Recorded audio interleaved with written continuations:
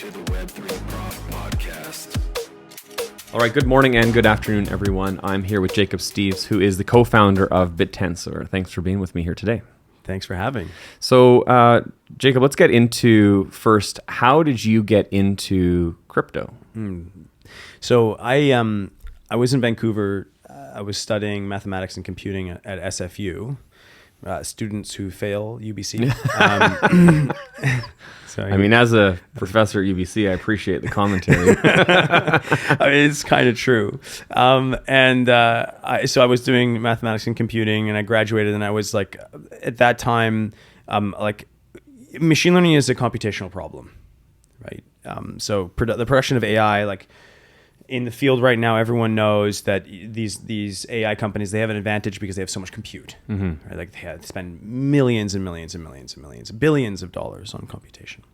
So it was pretty obvious to me at the end of my degree that the problem that would be the bottleneck to solve for doing artificial intelligence was going to be computation. What year is this? This is in 2015. Okay. 2015. And so I actually went on Wikipedia and I found this guy named Alex Nugent on Wikipedia who was building what are called neuromorphic chips. And neuromorphic chips, like the name, is basically like a chip that's like the brain, mm-hmm. right? Neuromorphic. Mm-hmm. And he'd figured out a way of using memristors. And memristor is a circuit component.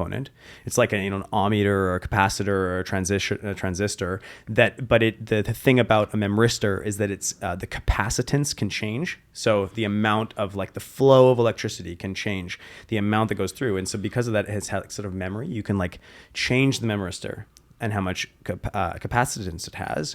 And that's very much like a synapse. And so he had taken this idea and built these chips where you could basically compute or like do machine learning with these like memristors that were really, really fast, because you could potentially put like 1 trillion of these on a chip and be able to flow electricity through this chip and update all 1 trillion memristors at once, right? Whereas like modern computing, it's a von Neumann architecture, comes from the 1940s, basically from von Neumann, where there's a separation between computation and the storage of the state, right? Mm-hmm. So you have to shuttle information between things.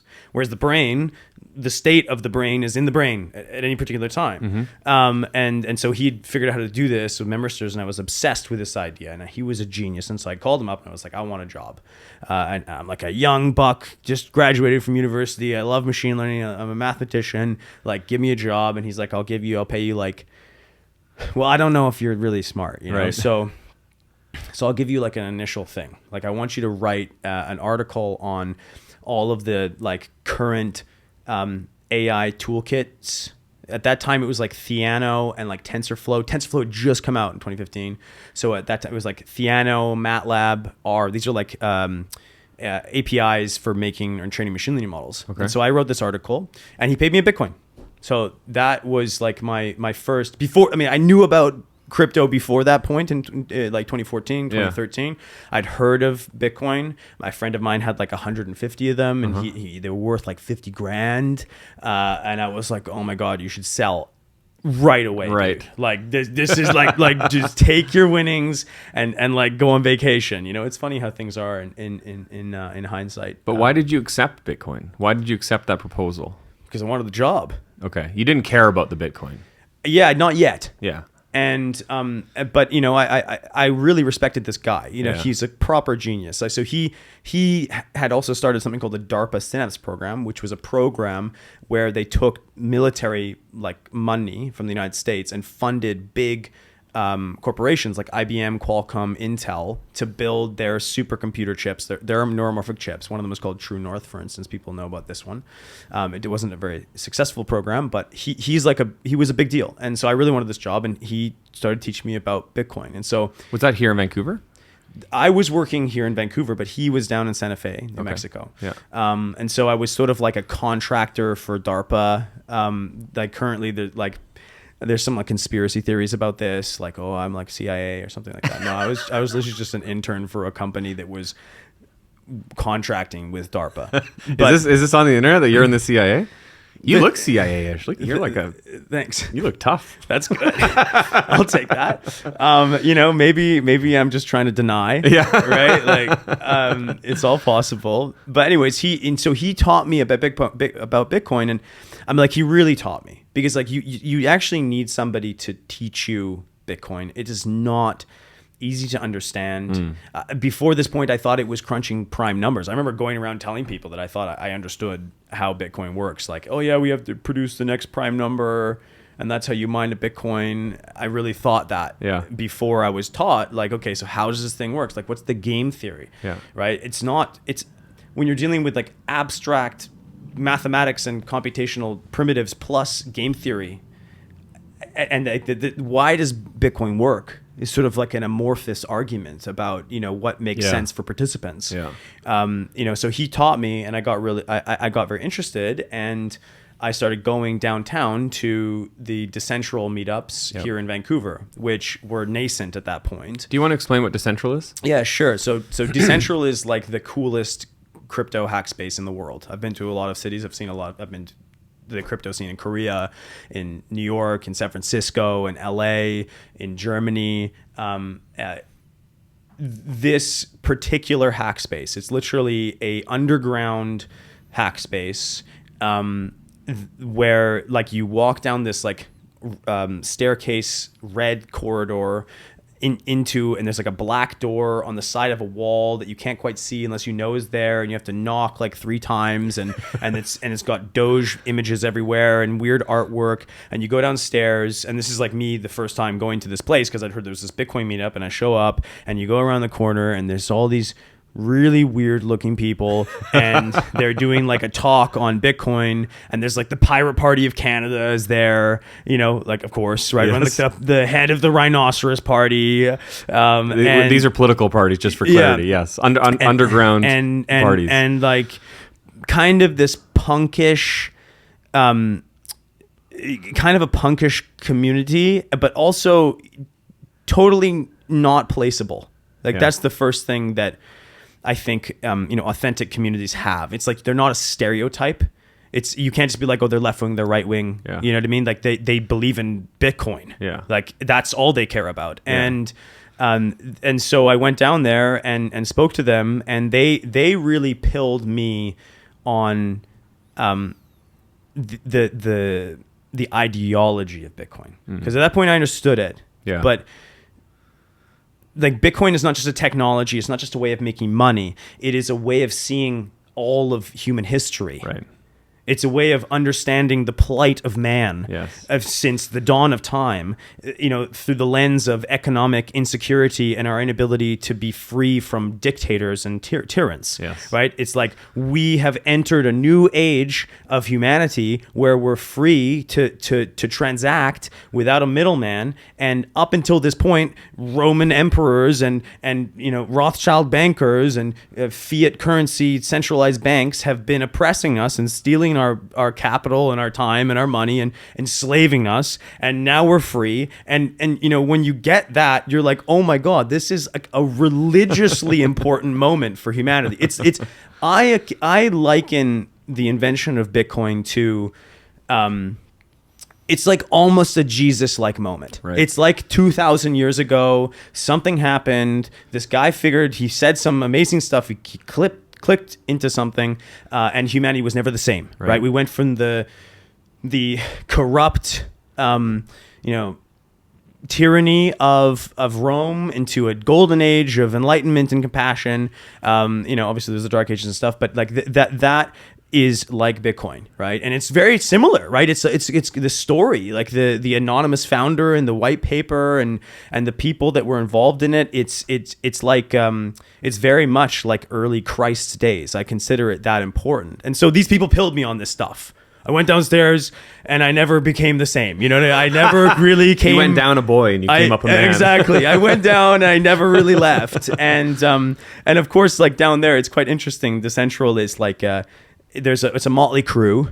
It definitely is. In 2015, there was the beginnings of some schisms because there was the Bitcoin maximalists who they were the old guard, and then there was these new Ethereum kids who were like, I think it's going to go above $13. And they're like, no, it's all bullshit, right? This is the Bitcoin maximalist telling us back then. And then you had the Doge crew. And the Doge crew is an absurd, weird, amorphous, mimetic vibe. I don't know what they were really about. But they the weirdest ones at that time? Yeah, they were they were all weird, but the Doge people are particularly weird. Yeah, like you have to stare off into cyberspace for a very long time before you begin to actually see what's happening, and then what appears to you is a face of a dog, right. and they liken Doge to Jesus, you know what I mean? Like, and so, and they're teaching, they would be having in this hackerspace, they would literally be having legitimate talks by people that would get up and be like, I'm a meme shaman. Let me explain to you why, Pepe the Frog is Set and why Doge is Horus. And, we're about to we're diving through the mimetic landscape to uncover like the gods of the internet era. And, but imagine people giving you this presentation like they've been focusing on this like a PhD. Yes. Right. Yes. And they're really rich. Yes. Because that adds this level of credibility to everything. Right. It's like, you're also doing really well for yourself with this weird, I'm a meme dealer, I'm a meme shaman, and maybe, blessed Doge be upon you. So that was my introduction to Bitcoin and Ethereum. And I was really fascinated in just this culture, right? So, and this, like the coordination of understanding this technology from this mentor that I was really impressed with, who was also like a real Bitcoiner, right? And then also meeting this team of people in Vancouver, which just felt so camp, like it's so niche. And I fell in love with this, and that was my intro into crypto. So how, out of that kind of awakening, understanding the ideas around inflation and corruption and seigniorage and how important some of these ideologies are, like permissionless and decentralization and things like that, how does that lead you to Bittensor? Well, like I got to understand what that jargon meant in a very visceral way, because we debated it all. Like, so why is a pre-mine bad? Like, what does decentralization really mean? Who is the enemy that we're fighting? Like, and why does it matter? And how is this technology different and not just a scam? Like, so I learned these things viscerally through these people, and at the same time, I'm learning about memristive chips. And what clicked for me was when I started to look at Bitcoin in a different way. I started to look at Bitcoin as a supercomputer. I was like, oh my God, because when you're like, okay, how does this thing run? Where are all these people? How is it running? Like, how is it defending itself against the United States government? How is it going to become nuke proof? And you learn about like how the other digital currencies had failed and how it was going to attempt to not fail like them. And you realize that it's this massive organization. It's not really an organization, but it's this massive network that's capable of solving these computational problems. And it's just obviously clicked for me because I was somebody who had just jumped into this job to solve computational problems, and I was like, oh my God, well, we should try to use this type of computational primitive to solve other problems. So that was like one inspirational jump for me. And then another one, which I think I'm not sure which really came first, but this guy that I was working for was doing neuromorphic chips, and effectively we're computing with electricity.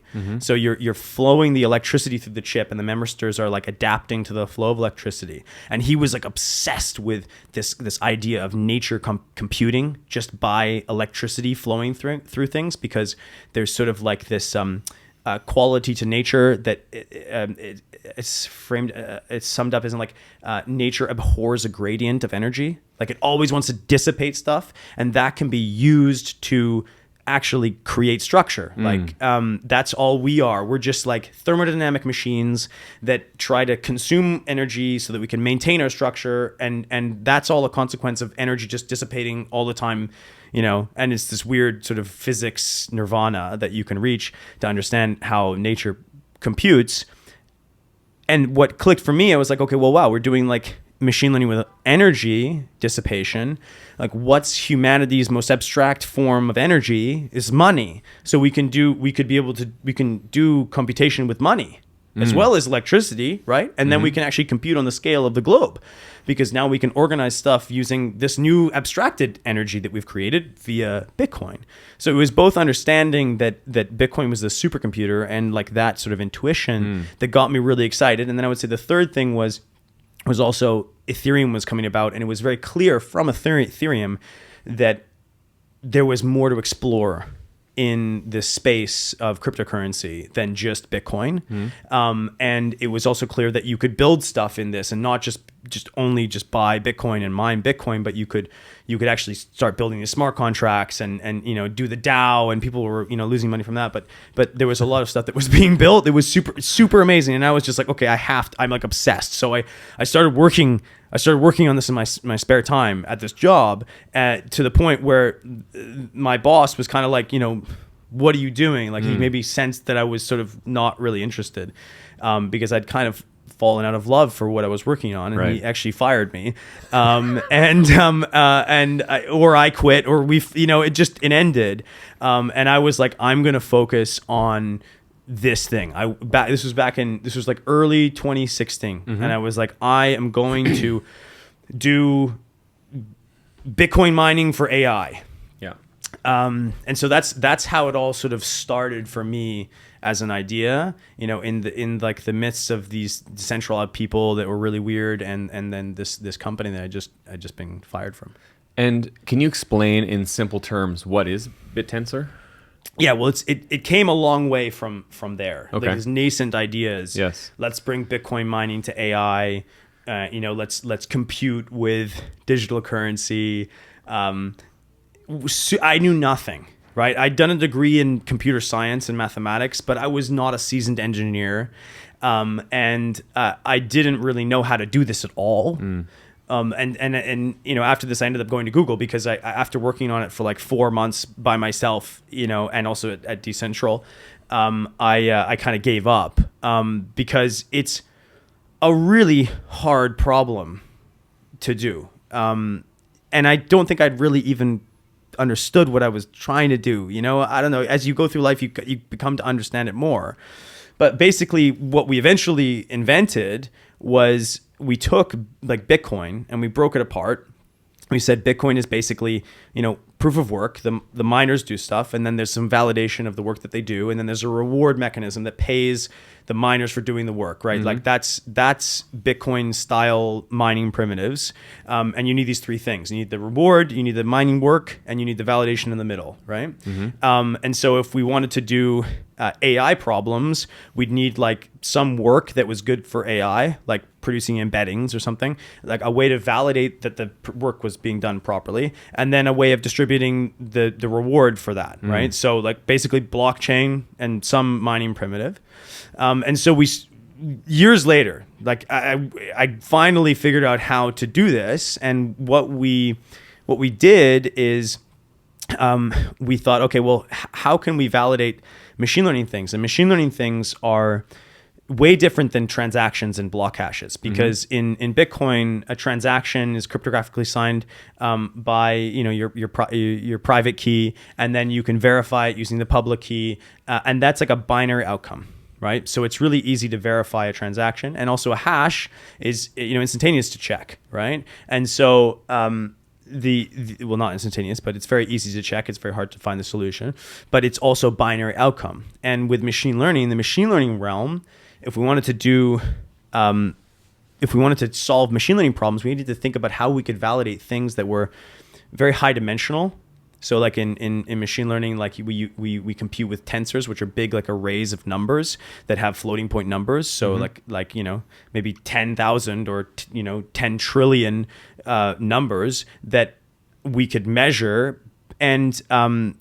so it's very high dimensional. And then also maybe the thing that we're measuring is something like informational significance, which is, an entropy term from Fisher's information. And that's like probabilistic and like fuzzy and maybe pseudo-random, like there's numerical imprecision. And so really hard to verify something that doesn't have all these nice qualities like a Bitcoin hash or a transaction. So we had to start thinking about how would we reach consensus amongst the validators in this network about this really fuzzy high dimensional stuff. And so we invented another consensus mechanism, basically an algorithm where the validators in this set could agree or be forced to agree on something that was very subjective, utility, high dimensional. And that thing we called it Yuma consensus, which was like a consensus algorithm to do this. That was literally years later. We finally figured it out. I was playing around with IPv6. I was trying to train machine learning models off Raspberry Pis and Decentrol with MNIST and stuff like this, and I had really no idea what I was doing. I was just tinkering for years and years and years until we discovered this thing, human consensus. And then but what we discovered was something that was really profound, because there wasn't and there isn't any other consensus mechanism out there that allows you to do that. It's like a new kind of Byzantine fault tolerance sort of style thing that allows you to focus on these high dimensional problems. Now it just turns out that, well, if you can solve this extremely difficult problem in machine learning, you can point it at all sorts of different things. So for instance, we can like do Bitcoin mining with this. Okay. Right. If you remember the early days of Ethereum, like people would say like, oh yeah, well, you can write like Bitcoin on Ethereum. So it's similar. Like we built a more expressive language to describe the computational side of Bitcoin. And the way I see it is that like Ethereum took the contractual side of Bitcoin and expanded the language and built EVM. And we looked at the computational side of Bitcoin and said, let's expand that side of things. And so, to answer your question in long form, like Bittensor is basically a blockchain that allows you to use this consensus mechanism to solve these, digital commodity problems, which all accrue the actual thing that's being produced back to the network. So whether it's like computation or like inferencing machine learning models or storing files, what is now called, and it wasn't called at the time, the DePIN sector, the decentralized infrastructure networks, a term that was invented only a couple of years ago, so it's new to me, but apparently that's what it's called. And so we basically took the whole DePIN sector and basically just built it on Bittensor, because people were building, like early days in Bitcoin, you'd have like colored coins, or someone would create another blockchain like Doge. And then Ethereum came out and allowed people to write all of those new tokens on Ethereum. So it had this Cambrian explosion. And we kind of took the industry in a similar way, where like if you wanted to do a DePIN thing, like Filecoin, for instance, where you like mine the token by storing files, you had to make your own blockchain, right? And it focused just on files. Well, Filecoin is just one thing on Bittensor, because that is literally our mechanism is abstracted above what would be a DePIN. So is, just so I understand this correctly, you've built a layer 1 blockchain? Yeah, so we have our own blockchain, exactly. And then Filecoin would be like an app built on your blockchain? Yeah. Is that right? Exactly. Okay. Yeah, that would be a great way to describe it. And there are dozens or hundreds of decentralized applications like this? There's 64 right now, 64. which is actually just like a limit we have. Oh, that's your limit you have?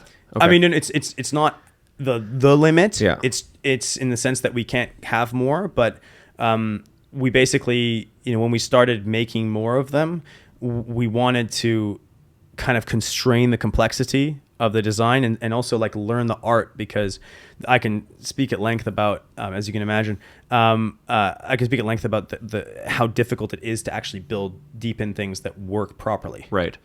And so I further understand, the projects that are built on Bittensor, these apps, are you building them, or are these other companies building on your blockchain? Yeah, it's actually other companies. Okay. And so we effectively have a mechanism that allows us to select through sort of like a DAO voting proposal process, which is not perfect. Yeah. We're continuously innovating here. Which of these protocols is doing a good job? And so then there's a constant churn of new projects that come onto the system, and then they get booted. The other ones get booted off, and so we have this kind of continual improvement. But yeah, anybody can come and do this, right? So you can come and propose a project and make it happen, and then we, as like a community, will vote to like bring it up into the network. And yeah. And what's the relationship with Bittensor and the token that you've launched? And can you speak to the token, understanding that there are certain limitations on things that I understand legally people can't talk about when they have a token? Yeah, I don't know what those are. Usually people on my podcast say things like, I can't talk about the price, or I can't talk about the roadmap, or things like that, just to offer you some non-legal advice. Well, it's funny, like when we launched the token in 2021, we were talking to lawyers, and they basically said, like, don't do it, it's illegal. Okay. Right. And we said we're going to do it anyways because we believe in what we're doing. And we didn't do a pre-mine, and that was also a bad idea. They told us that we should do a pre-mine. That was more legal. Okay. Right? So really, a pre-mine is more legal? Yeah. Like that's better. And also according to the taxation system in Canada. It's better. It's better. Yeah, definitely. And you did no pre-mine. Maybe explain what a pre-mine is. Yeah. So basically a common practice, like I spent some time in San Francisco around VCs, and they will always attempt to extract the most amount of money they can out of the project early, right? Because especially if they're there at the beginning, they want to leverage their access. And they know that like young investors, young entrepreneurs are maybe like a little insecure, right? And they'll see dollars and then make mistakes. And it happens to a lot of really good people that they sell way too much of their company. And VCs, in my experience, is funny. It's kind of counterintuitive that you'll think like they're not going to give me any money, but they'll try to give you more money so they can take more of your company. Like they don't care. They have tons of money. They just want to get as much power as they can. Right. And so they often get the founders to sign contracts like, yeah, we'll give you your first $1 million for 15-20% of your token. And the founders are like, well, maybe I want it to be like Bitcoin. And they're like, well, you can't do that now because you owe us 30% of the supply. Right. And so then they have to do a pre-mine, which means they have to pre-mint the tokens that should be coming out of the inflation schedule of the project. So they pre-mint them all, and all of those go to insiders and people in the first round of the funding for the project, and those become like the whales early on, and then they release it to retail, and then they get retail really excited. And they only release a little, and this is a great strategy, if you're trying to do a pump and dump, because you release a small amount of the supply. You keep all of the supply in the hands of a couple people that are maybe your close confidants, and the team and the VCs. They wait for the price to go up, and then they just dump everything on retail, and they use you as exit liquidity. And so that's a really common strategy in a variety of projects. And I think it's extremely toxic. It's extremely toxic it's a lot of people have been hurt, and I mean, thankfully in crypto, like it's just always going up, right? So like if it's over a long enough period of time, like kind of everyone's making money if you're in the game. But a lot of people aren't founders doing this because they need the cash from the investors? Yeah, they do. So you didn't need the cash, I guess. Well, okay, so the way that we did it was we needed some funding. Now, if I could go back in time, I probably wouldn't have accepted almost any of that funding. I don't think we really needed it. Like in today's world, like if you're building protocols as well, this is what I believe. I think that if you're a good engineer with modern technology, you can write the whole thing. And you what you want to do is you want to give away all of the token to the people that are aligned with your project, that believe in your project, that do the work. Hopefully it's some sort of proof of work, not an airdrop, because airdrops, you just give it to people that they don't care. Right. But if people mine your protocol, they care. Right. They understand. They learn the technology. They test your technology. Every single dollar that you put through the protocol, especially if you're producing something of value, is just benefit to your protocol, right? People that get super stoked about it, they use your technology, they learn your technology, they worked for it, they believe in it, and it's more organic and it takes time, and you grow a culture because you're kind of building like a nation state, and so the memes and the ideas behind that nation state that you take time to develop, the story, the technology, and also, by the way, if you give money to these people that are early on and have worked really hard, you're giving to really intelligent people that are aligned with your protocol, they'll go build that stuff for you. You have all of these developers that just come and mine your protocol. And so then you don't need to hire people. It's such a waste of money. So a lot of founders destroy their projects and just by raising too much money. And also a thing that, I learned along the way is like having too much money is bad. You spend it badly. Right. Because you don't have something that's keeping you in check. It's way better to be right up against the anti-fragile movement of the price, right? Like a taxi driver knows if the price is going up. He knows if he's getting clients or not getting clients. You don't want to be like awash in money that actually separates you from your environment, so you can't see properly because you're hidden by the bouginess, and then eventually one day it's all over because you run out of cash and you didn't learn anything. You were moving in the wrong direction, right? So, because I've been at Decentralization, right, I intuitively just knew is like wrong to do a pre-mine, and I don't even think I really knew why. I just knew it was wrong, and now I know a lot more about why it was wrong. But at the time, I just knew it was wrong. And so when we did raise capital to hire some of our first engineers, and these people are still with the project, and I love them to death. And so I won't say it was a bad idea, but the way we protected it was that I said, look, we'll only sell the tokens that we can mine in the future. Okay. So we'll mine and then we'll sell them to you later, but only after we mine them. Okay. And so that really put a serious limit on what we could sell. Yeah. Because we really learned very quickly that there was other people that were really good at mining. and so we ended up collecting these amazing people into the protocol, into the project that are still there, right? Like co-founders, right? And this is something that's very interesting about when you give away ownership to people is, and you don't just collapse it all into yourself, which is sort of egoic, right? You discover that there's all of these amazing people with great qualities that as a collective are so strong and so much better than what you can just be. It's like, you're amazing, you got a six-pack, you go to the gym every day, you're an amazing amazing entrepreneur.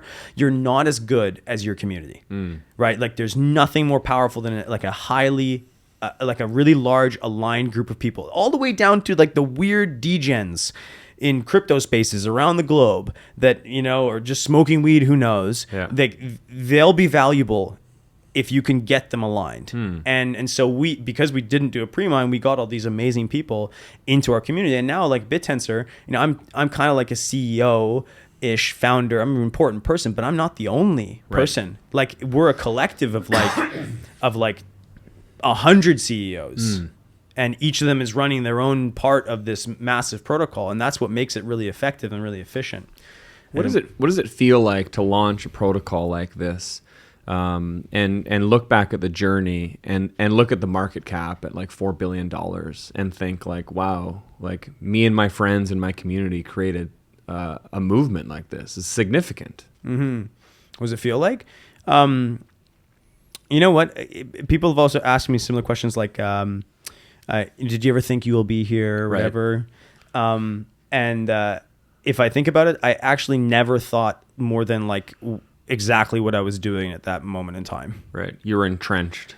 Yeah, you're just like solving this problem and then solving this problem and then solving that problem. And then like you don't have time to look, imagine to the future of what I'll be like, that I feel like that's a distraction. You have no idea. And probably if you start imagining what you could be or something, you'll get demoralized. So you'll be, it won't happen, or you'll stop it from happening. Like, I think anything great is just continuous work, and like you have to be obsessed with what you're doing, right? Because that will get you somewhere, right? And I tell you for sure, I went in a lot of weird directions for a really long time, and it only eventually kind of came out the other side. And at no point did I imagine where I was going to be. But what is it like? Is it like surreal? It is it is surreal, but it's also just exactly the same.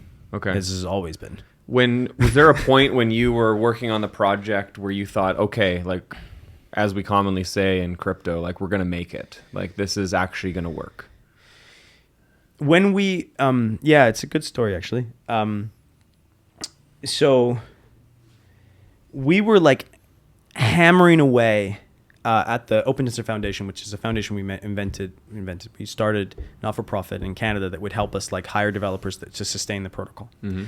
And for good or ill, we did this, and we were attempting to get this technology to work because we'd invented this consensus mechanism, and we were like tinkering with this like one design for a prompting network that would like get the miners to respond to queries, and if they were really intelligent answers to the queries, that they'd get paid more. And we thought that this was going to be a good idea. Now it turns out it was like a really terrible idea, and it didn't work at all.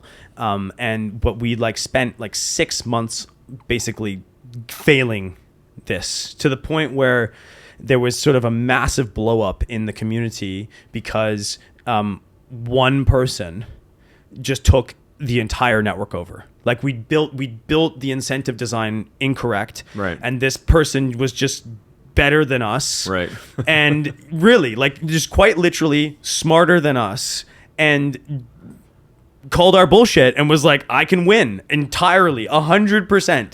And it was this very like very upsetting time, because a lot of what happened was everyone was very angry at that individual, and I ended up sort of coming out and defending them, because I realized that the mistake was with us as the mechanism designers. Like when you build games, if the game is toxic, it's like the mechanism designer's fault. It's like humans are all fucked up. Right. And if you put them into a really bad game like Risk or something, you know, we all turn into assholes. Right. But if you play a really good game, and like an infinite game, like great games like Avalon or something like that, you know, people love each other. We all are happy, right? Like, so mechanism designers is like making a good game. So it's like, as a mechanism designer, if you make a really bad game, it's like you can only blame yourself. And so the community was all angry at this person because they like won. And I was like, no, like direct your energy towards like us.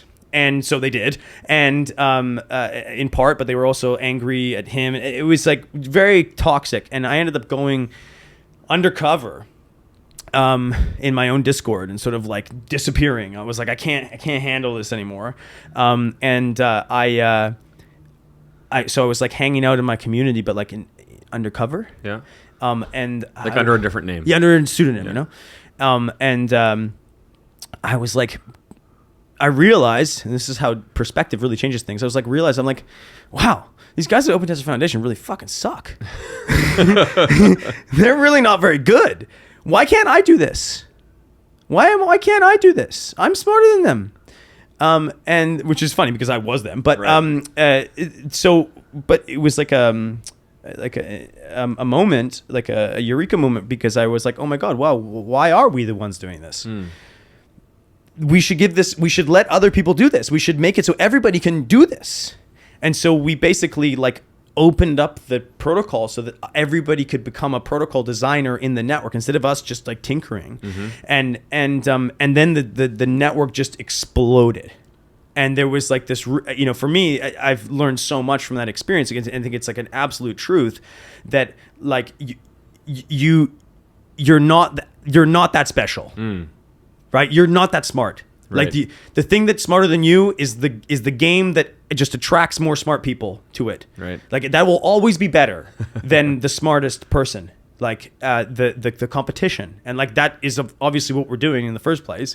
So let's apply that at that level. And so then it clicked. Like when we did that, the protocol just flew. And how long ago was this? That was like a year and a tiny bit. Okay. Oh wow. So not that long ago. Not that long ago. Oh, wow. And I would say that honestly, we were floundering for like a really long time. Like we were doing good work. We were learning so much, and we basically, and it's the same thing in machine learning. Like you're doing experimentation. And so you don't just have one experiment. you have like multiple experiments. And if you can experiment faster, the person who can experiment the fastest is the one that wins, right? So Filecoin, for instance, is a great idea, really amazing technology, but maybe it's not the best. Maybe there's like a slightly better way of doing it, right? Or maybe like the economics is not quite perfect. So when you're thinking about designing these things, like what you should be thinking about is the meta mechanism that would allow you to actually select the mechanisms that would do the thing that you are trying to do, right? And so when we did that, it exploded, right? And so then Bittensor grew to 64 mechanisms, and we selected those mechanisms. We've cut a lot of the mechanisms off, and we've grown these people that have become like so much better than us. Like it's night and day, like unbelievable. And that was like what really the moment that it clicked. Yeah, for us. Can we talk about Peru? Yeah, sure. So you live in Peru, but you're from here. What's the story behind that?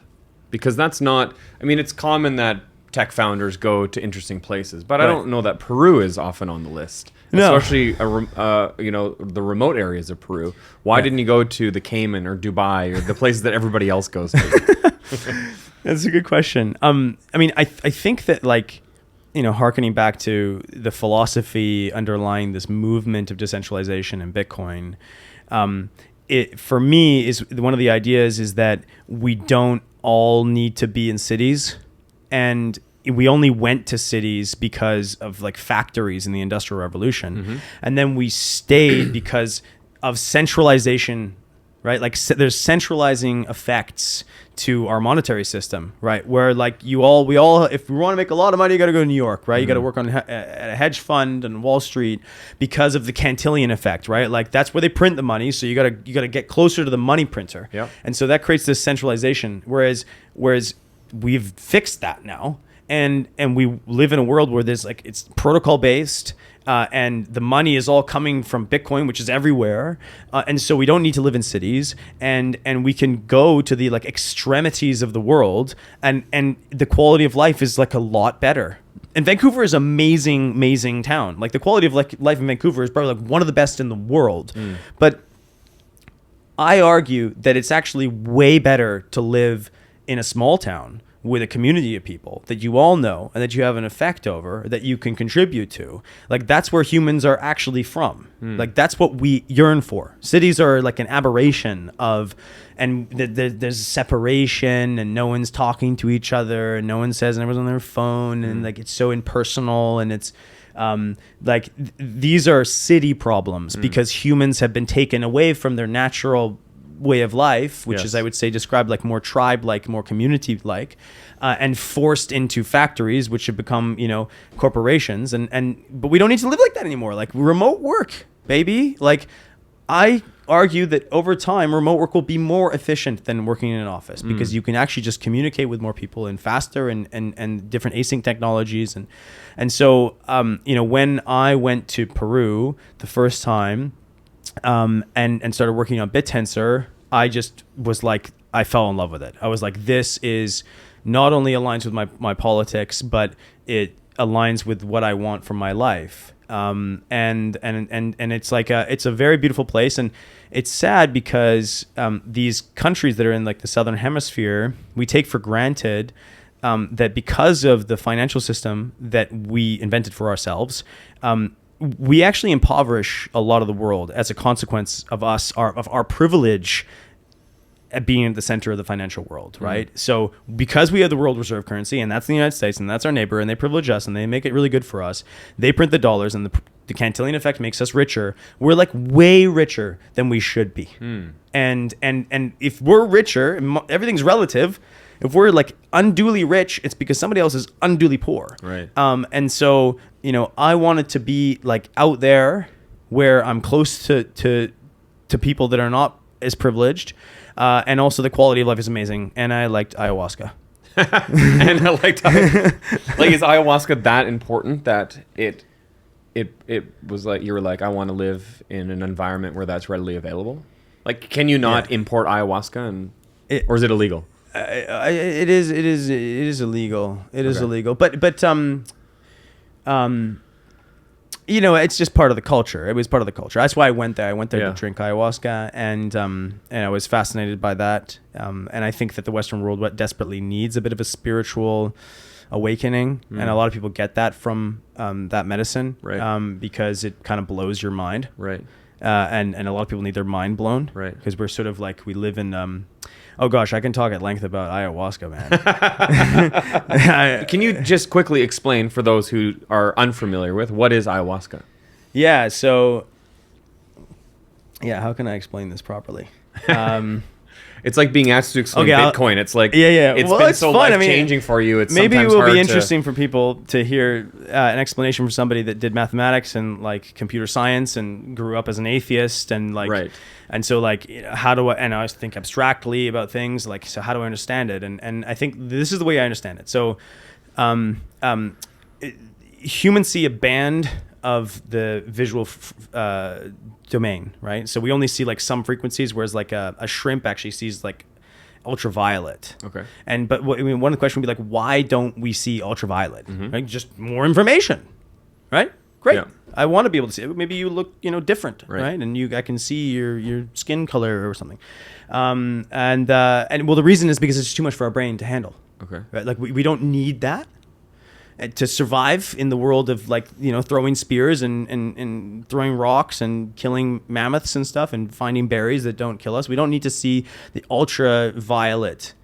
It's not relevant. And so our brain constrains. But down in South America and in a lot of tribes throughout the world, they have specific people in those tribes, often shamans, which have been trained to expand their consciousness into like frequency domains that are like not readily available to the people that are fighting the mammoths. So in like the Kogi tribes in Colombia, like at birth they take someone they think is going to be a shaman and they put them in a cave for 18 years so they don't see sunlight, so that their brain can pick up these additional frequencies that make them capable of understanding the world differently, and so they can use that person, right? So it makes sense that maybe in a tribe you'd have this one person who can see these like other frequencies, Okay. because that's additional, right? So if you can communicate with him, we'll fight the mammoths, you do that stuff, and then we can work together, right? Division of labor of some sorts. Yeah. Well, they've been working on this stuff for a really long time in the Amazon specifically, and the reason why they've been working on for a very long time in the Amazon is because there's a lot of different plants, and those plants, which quite amazingly all have like psychedelic properties or some property that and humans, like humans do, just discover stuff. And one of the things that they discovered how to do quite remarkably was use this vine plus this leaf called chacruna. The vine is called ayahuasca. And if they mix them together, and ayahuasca has the what are called monoamine oxidase inhibitors, which are things that they inhibit the thing that breaks down things that look like serotonin, dopamine, and norepinephrine. Okay. And one of the things that looks like that is this chemical called dimethyltryptamine, which is in the chacruna. So if you combine them, the thing that stops the breaking down of the thing that's in the chacruna, you can consume it, and then this thing can go into the blood-brain barrier, and you can get across the blood-brain barrier, and you can actually stimulate these other parts of the brain. And these other parts of the brain are the parts of the brain that allow you to see into these other frequencies. Okay. So, and in there's stuff. Now, it didn't used to be the case that people would drink ayahuasca when they went down to the jungle. They would sit in front of a shaman. The shaman would drink the ayahuasca, and they would Right. look at you, because they're the ones that are trained to see this stuff, not you. It's Right. not about your experience and what you need to heal your mother's. It's not about that. It's about them healing you by being able to see into this domain that you can't see because you're fighting mammoths. Right. And so it's actually totally a perversion of the shamanic style for us to drink the ayahuasca. But Right. a lot of people want to learn. They want to see, right? Right. Us Westerners want to experience this new stuff that's out there that wasn't available to us before. And so now it's that you go and you drink with the shaman and you get to see, and you can also look at yourself and see things that you didn't otherwise, you couldn't otherwise see. And a lot When of you say people look at yourself, actually look at yourself, or just internally look at who I am as a human? it is Difficult to explain because, as I said about this visual spectrum, the eyes are designed to see the visual spectrum, whereas it appears to me, at least when I've drunk ayahuasca, that the thing that you're seeing is not coming through the visual spectrum, but in fact sort of coming in another channel. Right. And indeed, it feels like it's being projected from the back of the head into the frontal lobe. So it's like hitting the visual cortex from behind, Yes. whatever the signal is. Some say it's from the third eye. I don't know. But it definitely stimulates a part of the brain that is now more active and capable of seeing these things that were not being seen before. Right. And you can look at yourself, I guess, but you're not like looking at yourself, if that makes sense. Right. And the shaman is doing the same thing. They're like looking at you, but they're not like looking at you. They're Yes. looking at you. Yes. And they see stuff, and you see them, which is weird. And they can like come into your mind, and Yes. they will, and it's visceral, and it's very real, and it's not like what people imagine a psychedelic experience is like. You're like, oh, he was hallucinating. He saw a zebra walk across the floor. No. You don't. It's not out there. Right? It's like inside. And it's self-induced, and you're not inducing it. So it really feels like experience in the same way that like this feels like experience. Right. And that's why people really viscerally feel like it's real. Yeah. And for a lot of people, they need to see this because they've thought up until then in their entire lives that they totally had life locked down, baby. Like it's all atoms and particles and science and the scientific method, and everything's dull and it's just carbon atoms flying around. And then they drink ayahuasca and they experience something that they can't explain. Yes. And that for a lot of people is like enough to induce almost like a religious, like, okay, maybe like something exists that's bigger than me and I don't understand it. And that's really humbling and great. And I think that it can be really positive for a lot of people. It can also destroy you and your mind. You lose your mind. Now that is the way to end a podcast right there. Jacob, is there a way for us to follow you online? Or is there a way that we can learn more about Bittensor? You can follow me on Twitter. It's @constreborn, CONSTREBORN. And Bittensor, you join our Discord and ask questions. And you can see our website, bittensor.com. There's like a variety of YouTube videos and stuff about it. And, yes. Yes. I love that. Jacob, this has been like a cool conversation, learning about your history starting here in Vancouver, in understanding Bittensor, and then even the ideologies and the philosophies that you've developed through Decentralization around Bitcoin. It's fascinating to understand this, and I really appreciate you spending time with me here today. Thank you, man. Okay, awesome. Pleasure.